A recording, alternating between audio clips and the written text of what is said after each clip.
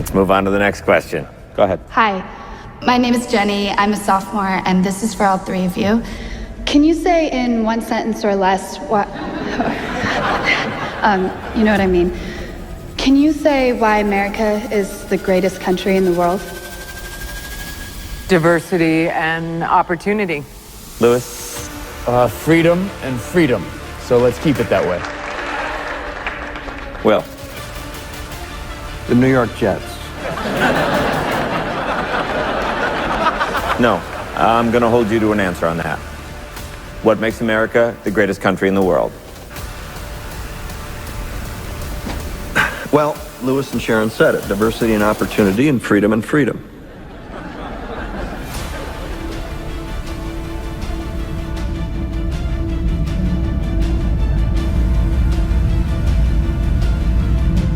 I'm not letting you go back to the airport without answering the question.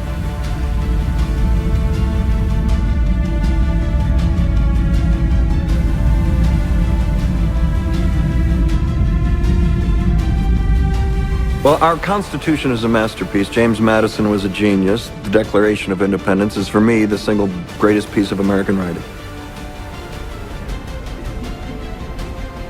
You don't look satisfied. One's a set of laws and the other's a declaration of war. I want a human moment from you.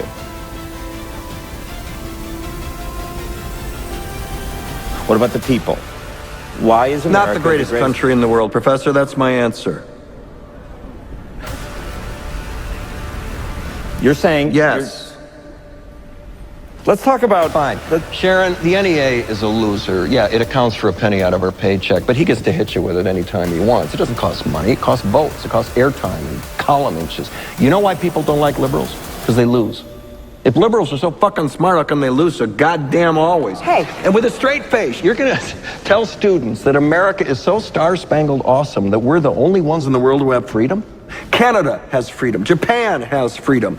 The UK, France, Italy, Germany, Spain, Australia, Belgium has freedom. So 207 sovereign states in the world, like 180 of them have freedom. All right. And yeah, you, sorority girl. Just in case you accidentally wander into a voting booth one day, There's some things you should know, and one of them is there is absolutely no evidence to support the statement that we're the greatest country in the world. We're 7th in literacy, 27th in math, 22nd in science, 49th in life expectancy, 178th in infant mortality, 3rd in median household income, number 4 in labor force, and number 4 in exports. We lead the world in only 3 categories: number of incarcerated citizens per capita, number of adults who believe angels are real, and defense spending, where we spend more than the next 26 countries combined, 25 of whom are allies. Now, none of this is the fault of a 20-year-old college student, but you nonetheless are, without a doubt, a member of the worst generation ever. So when you ask what makes us the greatest country in the world, I don't know what the fuck you're talking about. Yosemite?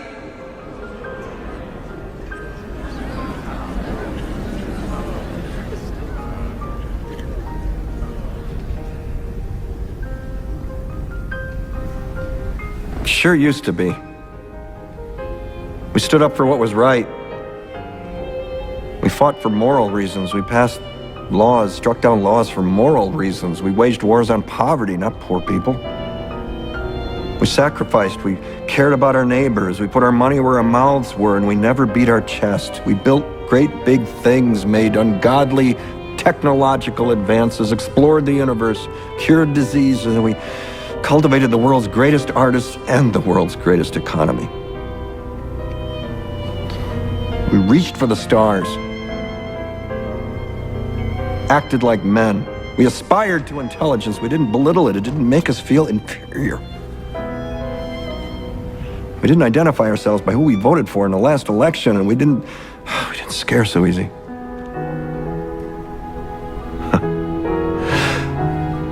We were able to be all these things and do all these things because we were informed by great men who were revered. First step in solving any problem is recognizing there is one. America is not the greatest country in the world anymore.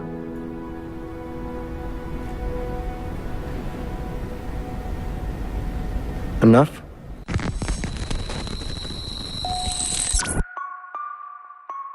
I hope you got something out of that clip. It makes me a little bit emotional watching it, even though I've seen it a few times. It's from the HBO show, The Newsroom. And I amplified this clip because of how hard it hits home. I was reminded of this scene when I was telling someone I'm having a tough time and struggling, and that I know other people and places around the world have it a lot harder than we do, but that I also feel I've had a lot of propaganda pushed on me my whole life about how good we have it here and about how great our country is. And that when I talk about the systems we live under feeling very, very, very broken, and that we should be concerned about the quality of our lives, I get looked at like I'm crazy. Some people are a little more comfortable acknowledging that America's turned to shit, but only under the condition of they can blame it on Donald Trump and act like it's all happened in the last couple of years only. That's another reason I showed this clip. It's almost 15 years old, before Trump even announced his first official candidacy for US president. Trump represented somebody who was willing to come out and say there was a problem. Even if he ended up selling us out in the end and not helping make America great again and becoming part of the system and the swamp himself, people liked that he was coming out and saying the realities of what they were feeling. He tricked us all, that's another story, but I'm still proud of some of the foundations of my Trump stuff in the entertainment content you'll see, and that he was part of the red pill, because that did represent a truth for many of us. And the propaganda in American politics and culture went hand in hand with the propaganda in American entertainment. Part of the reason America has fallen so far is because our entertainment helped facilitate it. That's why I'm building something new with the platinum pill. We're not going to vote our way out of how bad America is. And again, that's for another story. But I do want people who were, we have to stay woke. Blue pill Like, people everybody or needs to be non-Trump woke. people, welcome on the channel.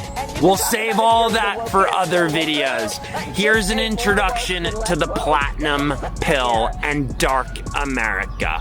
We need to build something, and that's why dark America is loading. Follow the mask and stay platinum.